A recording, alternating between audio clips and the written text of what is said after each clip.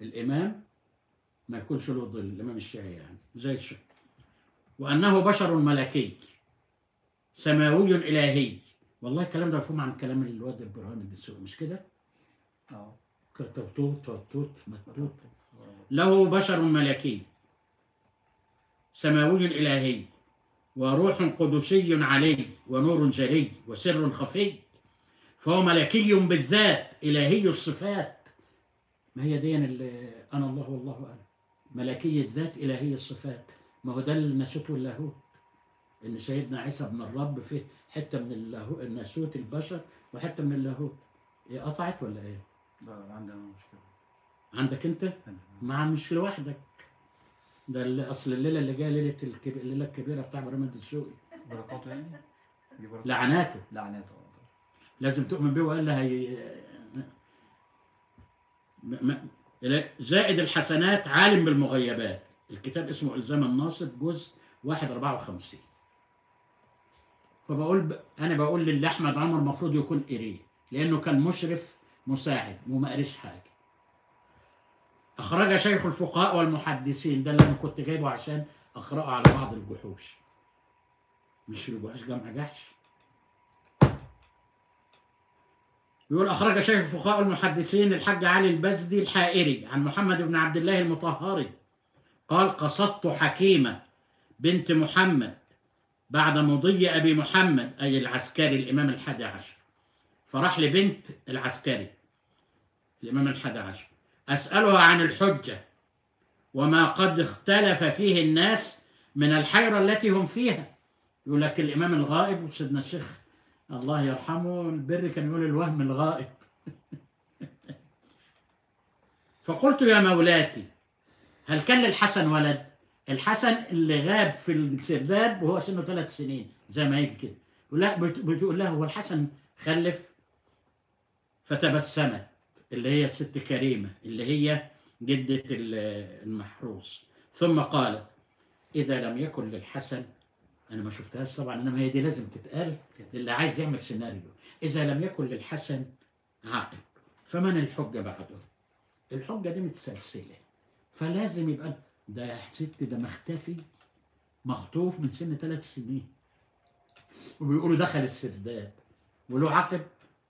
طيب، فقلت: يا سيدة، حدثيني بولادة مولاي وغيبته. ما تقول مدد بقى، هنتكلم في ليلة الميلاد هي بتاع الأساس الكبير بتاعهم. والله لا، ده طلع الأساس، ده طلع الشماس اللي عند إبراهيم.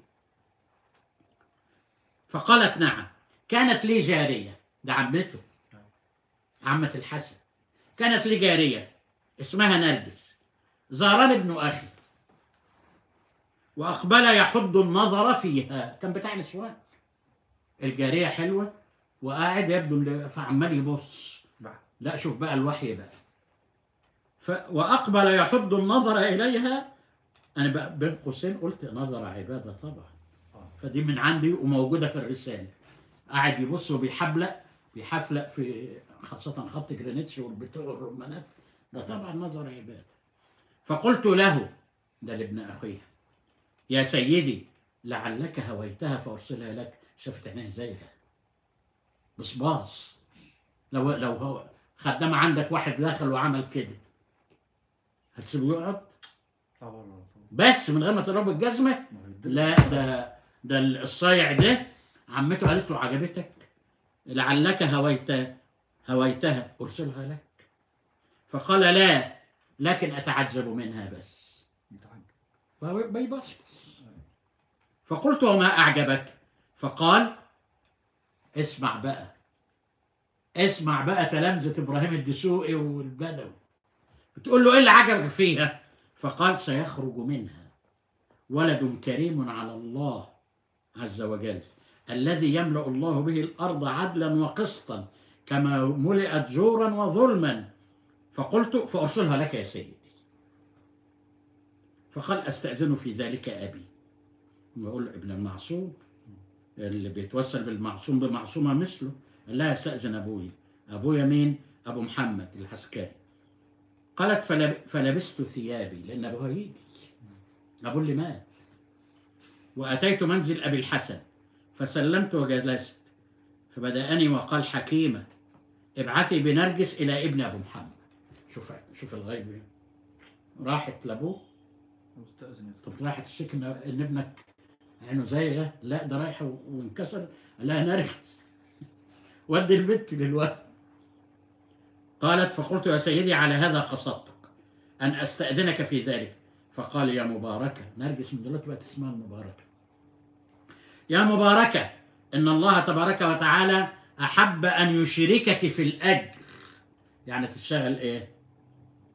معر، طيب خلاص مش معلم. معلم. ايوه يبقى إذن المعلمات معلمات شركاء. في الأجر. إن الله أحب أن يشركك في الأجر ويجعل لك في الخير نصيبا. أنا بقول اطلع على الغيب، بحطها من قوسين التعليقات بتاعتي اللي مش هذا. قالت حكيمة: فلم ألبث أن رجعت إلى منزلي وزينتها.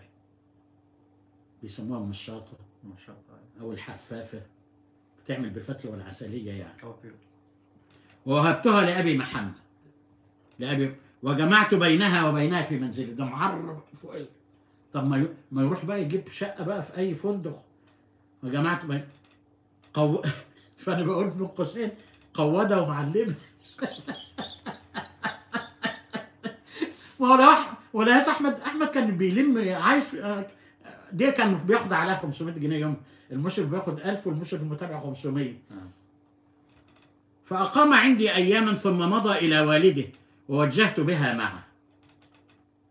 تأمل، فإنها رغم أنها وهبتها له فإنها لا تزال تتصرف فيها تصرف السادة مع الجوار والعبيد. أنت خلاص وهبتها، تقوم تقول خدها وراح لأبوه وهبتها لها معها؟ كلام متناقض يعني. فمضى أبو الحسن وجلس أبو محمد مكان والده، وكنت أزوره، فجلست عنده إلى غروب الشمس، فصحت بالجارية وقلت: ناوليني ثيابي لأنصرف.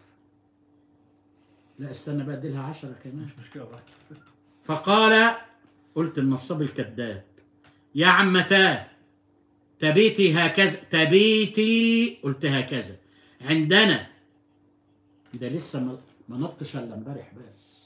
قال لها تبيتي عندنا، فإنه سيولد الليلة المولود الكريم على الله عز وجل الذي يحيي الله به الأرض بعد موتها. قلت: فله على فجور من المعجزات وهو النصاب ما لم يكن لأولي العزم من الرسل المجتمعين أو المنفردين.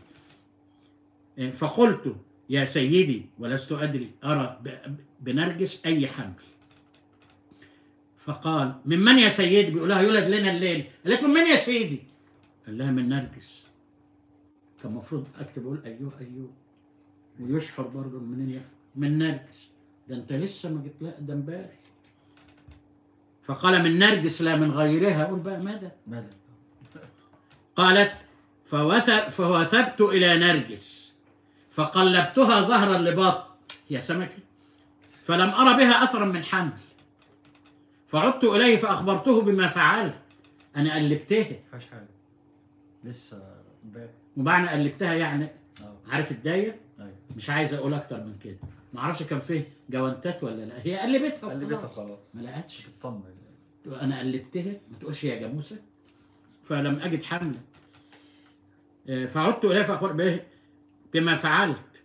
فتبسم ثم قال لي: إذا كان وقت الفجر يظهر لك الحبل.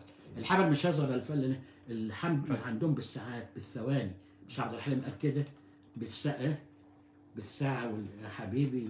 كان في حاجة كده ثانية وبالثانية والساعة يا حبيبي. فيبدو إن هو كان شيء آخر.